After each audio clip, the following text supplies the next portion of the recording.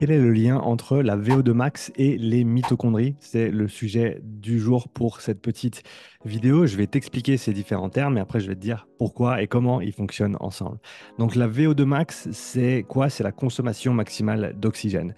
C'est-à-dire que pour différents niveaux d'intensité, eh ben, ton corps consomme différentes quantités d'oxygène. Pourquoi l'oxygène? On y reviendra juste après. C'est une molécule qui est très très importante pour le fonctionnement de notre corps et notamment pour l'effort physique. Et donc cette VO2 max, c'est la quantification, c'est la mesure de combien d'oxygène notre corps consomme.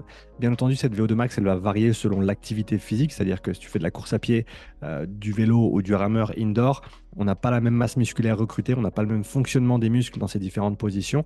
Donc les VO2 vont être différentes, même pour la même personne.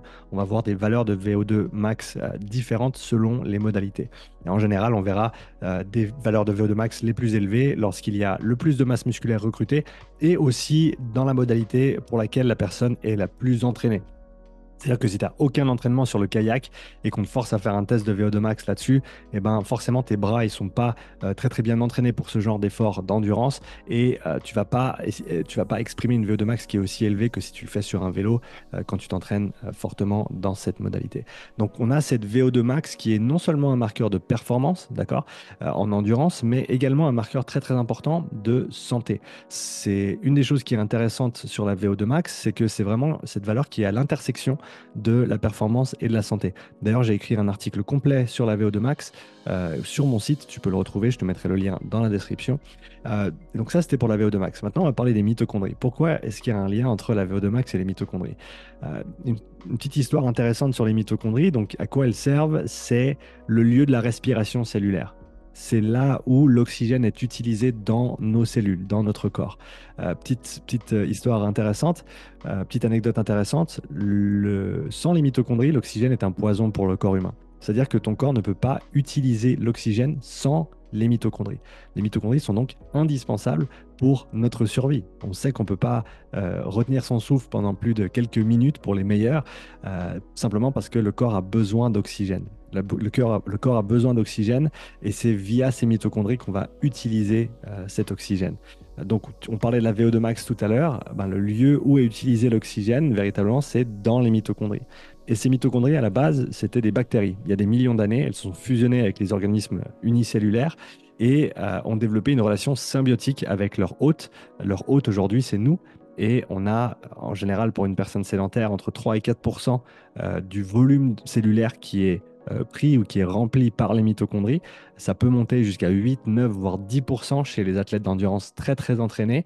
C'est rien comparé à, à l'animal qui a la plus grande VO2 max relative, c'est-à-dire par rapport à son poids de corps, qui est le colibri. Le colibri qui a des consommations d'oxygène absolument phénoménales. Et il s'avère que le colibri a jusqu'à 35% de son volume cellulaire au niveau de ses muscles qui est rempli de mitochondries. Donc 3, 4 à 7 fois plus que l'humain moyen, ce qui est assez fou. Mais revenons-en à nos moutons. Donc ces bactéries qui sont fusionnées avec les organismes unicellulaires et aujourd'hui qui vivent en symbiose et qui véritablement nous permettent de vivre et qui sont un des médiums importants autant pour notre performance que notre santé. Encore une fois, comme tu le vois avant, comme tu le vois maintenant, la VO2 max et les mitochondries ont beaucoup de choses en commun parce que ça fonctionne vraiment ensemble. Et donc, si on peut augmenter le nombre de mitochondries qu'on a, on va avoir une plus grande VO2 max. Comment est-ce qu'on augmente nos mitochondries? Par l'entraînement. La zone 2, notamment l'endurance fondamentale, c'est un très bon moyen d'augmenter sa densité, son volume mitochondrial, de développer ce réseau en fait, ce réseau qui va te permettre d'utiliser l'oxygène, qui va te permettre de recycler l'énergie, l'ATP dans le corps pendant un effort physique et de rendre tous les efforts moins coûteux aussi, plus économes. C'est-à-dire que plus tu as de mitochondries et moins un effort donné te coûte parce que tu deviens de plus en plus efficient avec l'entraînement. Tu as plus de mitochondries, tu as plus de capillaires, tu as un meilleur débit sanguin.